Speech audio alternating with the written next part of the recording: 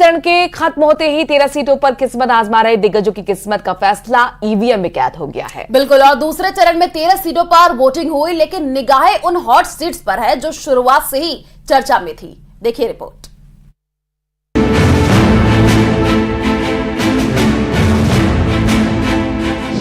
प्रदेश में खत्म हुआ चुनावी शोर।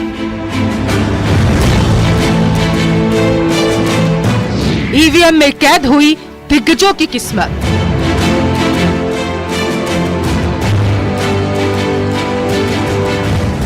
प्रदेश की हॉट सीट पर सबकी निगाहें।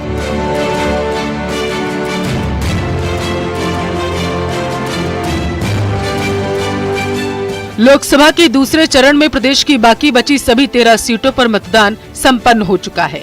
दिग्गजों की किस्मत ईवीएम में कैद है। अब इंतजार होगा 4 जून का, लेकिन उससे पहले प्रदेश की हॉट सीटों पर सबकी निगाह रहेंगी। दूसरे चरण में टोंक, सवाई माधोपुर, पाली, जोधपुर, उदयपुर, अजमेर, बांसवाड़ा, जालोर, बाड़मेर, राजसमंद, चित्तौड़गढ़, भीलवाड़ा, झालावाड़, बारां और कोटा बूंदी में मतदान हुआ। लेकिन इन 13 सीटों में 8 सीटें बेहद खास, जहां कई दिग्गजों की किस्मत पर दाव लगा है। सबसे पहली सीट है कोटा बूंदी, जहां ओम बिरला लगातार तीसरी बार चुनावी मैदान में। कोटा में उन्होंने मतदान भी किया। 2024 के लोकसभा चुनाव में ये सीट सबसे हॉट बनी है, क्योंकि चुनाव से ठीक पहले प्रहलाद गुंजल ने कांग्रेस का दामन थामकर इस मुकाबले को रोचक बना दिया। कोटा में ओम बिरला का मुकाबला कांग्रेस के प्रहलाद गुंजल से है।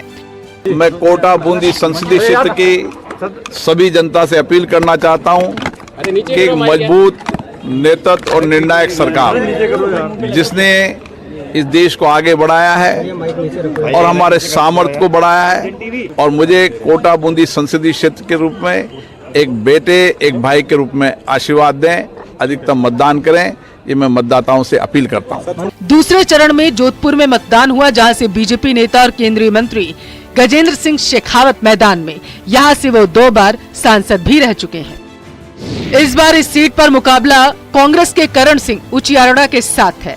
हॉट सीट की फहरिस्त में बाड़मेर सीट भी शामिल है। इस सीट पर मुकाबला त्रिकोणीय है, क्योंकि इस सीट पर कैलाश चौधरी दूसरी बार मैदान में थे, जबकि कांग्रेस से उमेदाराम बेनीवाल और निर्दलीय रविंद्र सिंह भाटी ने मुकाबले को रोचक बना दिया।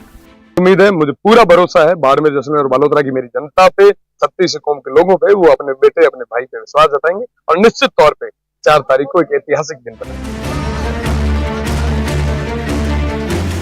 तीसरी हॉट सीट है चित्तौड़गढ़, जहां से तीसरी बार सीपी जोशी मैदान में। यहां उनका मुकाबला कांग्रेस के उदयलाल आंजना के साथ है। हाल ही वे 2023 में निम्बाहेड़ा सीट से विधायक का चुनाव लड़े थे, लेकिन हार गए। आंजना चित्तौड़गढ़ सीट से एक बार सांसद भी रह चुके हैं। अब 4 जून को साफ होगा कि जनता ने एक बार फिर से सीपी जोशी पर भरोसा जताया या फिर उदयलाल आंजना को मौका दिया। दूसरे चरण में जिन दिग्गजों की किस्मत ईवीएम में कैद हुई, उनमें भीलवाड़ा की हॉट सीट भी शामिल, जहां से कांग्रेस से सीपी जोशी मैदान में थे। भीलवाड़ा सीट पर उनका मुकाबला बीजेपी के दामोदर अग्रवाल से था। सीपी जोशी विधानसभा चुनाव में राजसमंद से विधायक का चुनाव हार गए थे, लेकिन 2009 में भीलवाड़ा सीट से सांसद चुने गए। अब देखना होगा कि जनता इस बार क्या फैसला लेगी। बांसवाड़ा सीट भी उन हॉट सीटों में से एक है, जहां मुकाबला रोचक। चुनाव से ठीक पहले बीजेपी में शामिल होकर महेंद्रजीत सिंह मालवीय ने कांग्रेस को मुसीबत में डाला।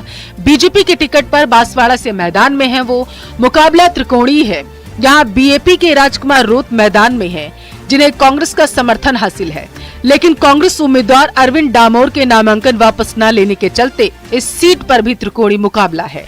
जालोर की बात करें तो इस सीट पर पूर्व सीएम अशोक गहलोत के बेटे वैभव गहलोत की प्रतिष्ठा दांव पर लगी है।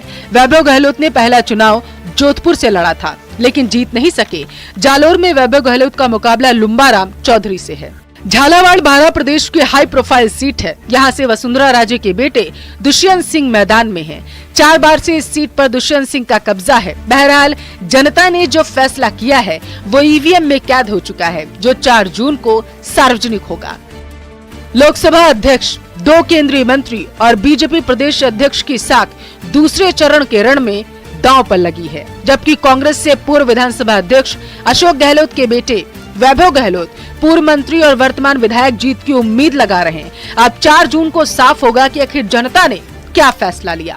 Bureau report, news 18 Rajasthan.